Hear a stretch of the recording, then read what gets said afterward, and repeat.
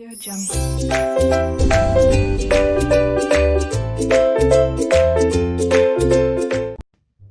Welcome back friends. तो हम देख रहे थे ऑडिट ऑफ बैंक। हमने कवर किया था पिछली बार क्वेश्चन नंबर 10 तक। तो आइए शुरू करते हैं क्वेश्चन नंबर 11 से। Short note on verification of advances against goods. तो सीनियर आर्टिकल को कहता है कि तुम्हें वेरीफाई करना है कि जो एडवांसेस हम लोगों ने गुड्स के अगेंस्ट दिए थे वो प्रॉपर तो है ना। तो आर्टिकल सीनियर को पूछता है कि सर कैसे चेक करूँगा। तो सीनियर कहता है कि जो QR कोड बारकोड जैसा एक SSID होता है, तो तुम्हें उससे वेरीफाई करना इन्फॉर्मेशन की एक्सपायरी इनकी बराबर है कि नहीं। तो क्या करना है, आर्टिकल को SSID से वेरीफाई करना है इन्फॉर्मेशन। तो हमारा question verification of advances against goods का कीवर्ड है SSID टू वेरीफाई इन्फॉर्मेशन। तो आइए इसका आंसर देखते हैं। फर्स्ट SSID से S से sanctioning. Auditor should examine the sanction letter and loan documents to ascertain important terms and conditions. फिर सेकेंड S से stock audit. Review the stock audit report and identify whether the report contain any adverse comment. I से insurance. Ascertain whether the stock is appropriately insured and policies are in favor of bank. D से document of title. Inspect the document of title to goods to ensure that they are endorsed in favor of bank. V say verification of stock statement to ascertain the quantity and value of goods hypothecated. I say inspection. Ascertain whether the premises of the borrower are periodically inspected by the bank officials to verify the quantity as per the stock statement. तो हमारे question verification of advances against goods का keyword है SSID verify information. Next question देखते हैं, question number 12। Short note on verification of drawing power calculation from stock statements. तो senior article कहता है कि तुम्हें वेरीफाई करना है ड्राइंग पावर कैलकुलेशन। क्या करना है, वेरीफाई ड्राइंग पावर कैलकुलेशन। तो आर्टिकल पूछता है कि सर क्या इसमें होता क्या है, मतलब करना क्या होता है। तो सीनियर कहता है कि you have to pay due consideration to stock audit for drawing power calculations. क्या करना होता है, to pay due consideration to stock audit for drawing power calculation. तो हमारे question verification of drawing power calculation from stock statements का keyword है due consideration to stock audit for drawing power calculation. आइए इसका आंसर देखते हैं।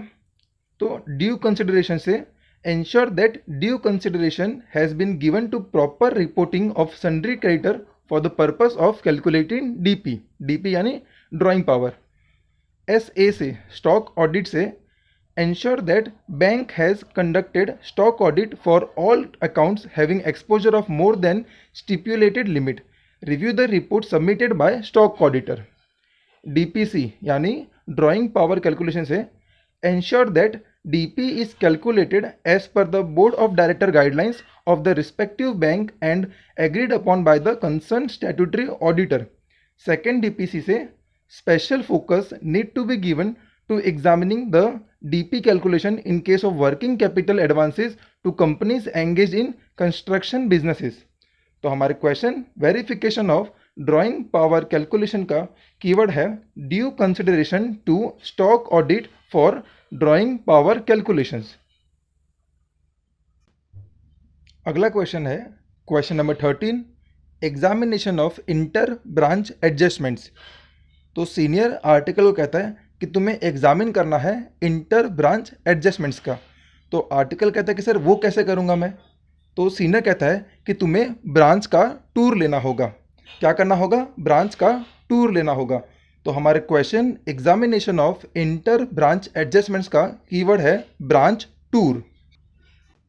आइए इसका आंसर देखते हैं। बी से whether balances include any items in nature of cash in transit which remain pending for more than a reasonable period.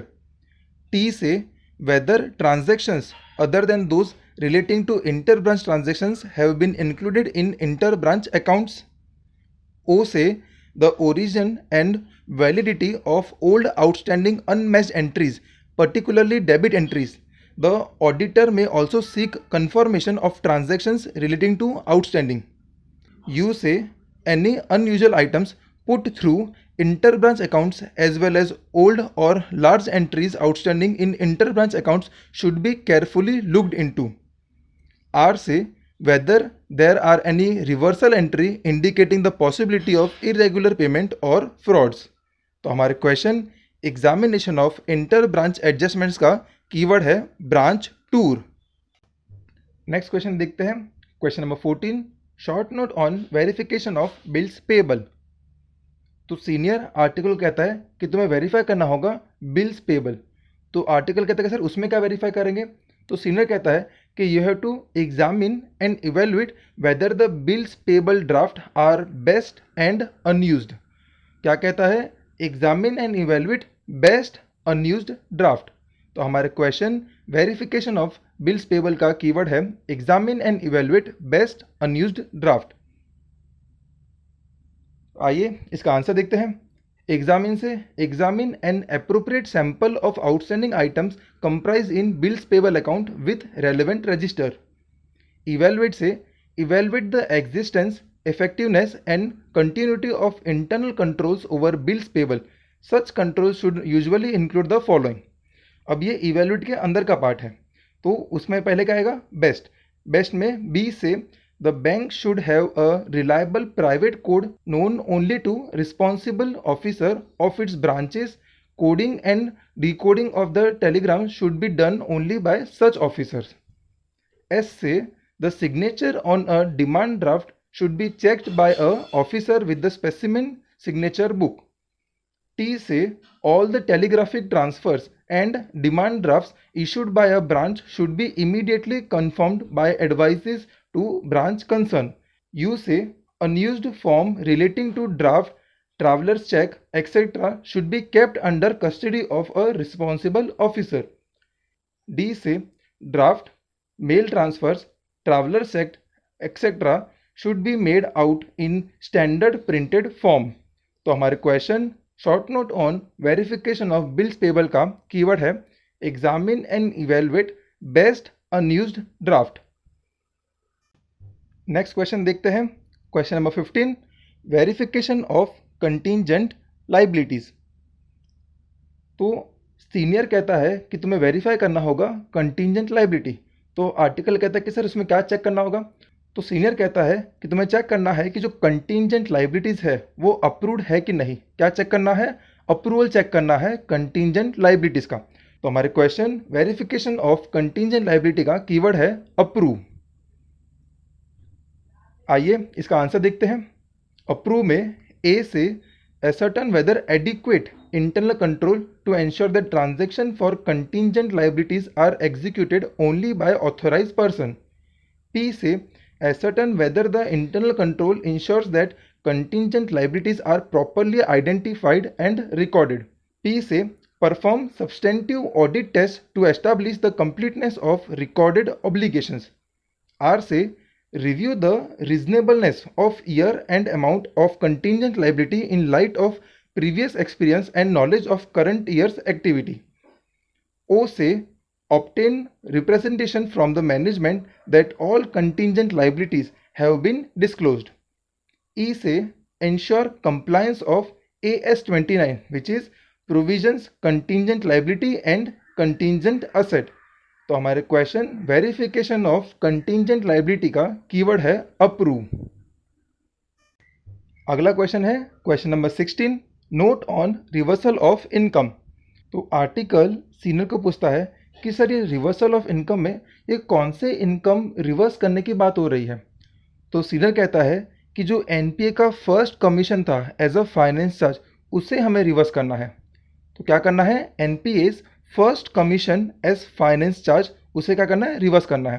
तो हमारे question note on reversal of income का कीवर्ड है NPA's first commission as finance charge.